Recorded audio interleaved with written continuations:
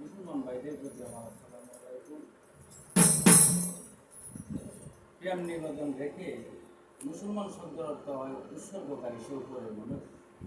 আর আমাদের যে ধর্ম সেটা হয় ইসলাম। ইসলাম শব্দের অর্থ হয় শান্তি। এখন মূলের উঠাই কিন্তু আমরা লাগবে, হ্যাঁ, শান্তির পরিবেশটাই আমরা দোয়া রাখবো ইনশাল্লাহ।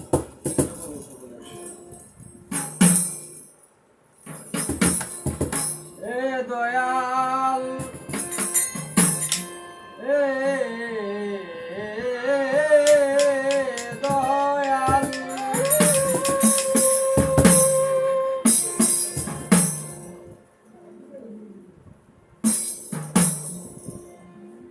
আমি ভুলে পরে ভুলে গেছি,